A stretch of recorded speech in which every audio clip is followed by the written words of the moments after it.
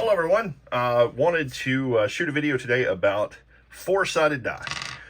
Before we get into four-sided die, I wanted to introduce this really cool set from Crystal Caste that kind of inspired several years ago. 2015, I was working Gen Con with a company I was blessed to deal with, and while I was there doing a little shopping, I ran across the Crystal Caste dice booth.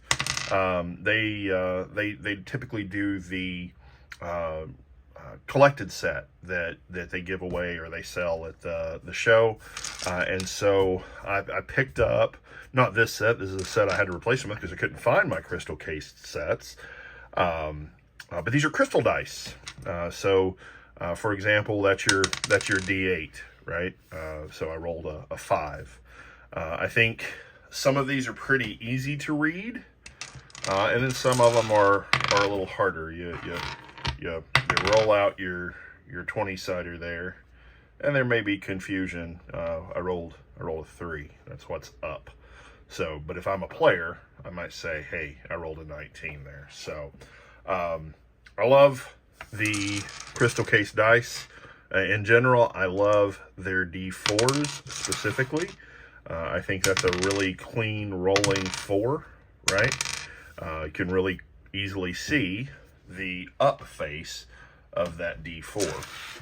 So this is not a super new thing. Crystal Caste has been around a while, but they make some really cool dice in general, and their 4 sides, which as you saw have about 11 of them now, roll really clean. And you compare that to like the traditional 4-sider. This is how it landed. So the up face is going to be your number. I rolled a 1 there. But you kind of gotta hit that from the side to know what you rolled, and like they've made it so that each face, the number facing up, is the same, and it's cool. Like, it's a smart way to have a 1 out of 4 option on something, right?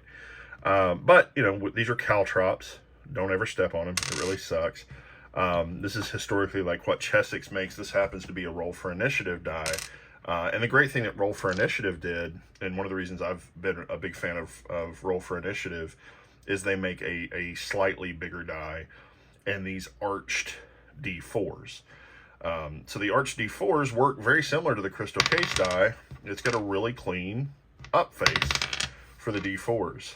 So if I'm a wizard, I want to pop off a first level 5th edition version of Magic Missile, boom.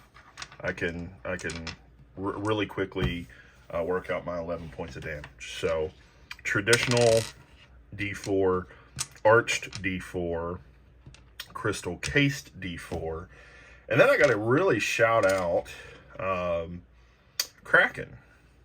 This is the Kraken D4, and it looks traditional until you realize the points have been cut off, and it gives you the upward face. I mean, technically speaking, they could leave these large faces blank and just put a number stamped on the point. So when you roll it, hard to roll on camera here, sorry, should have used a dice tray.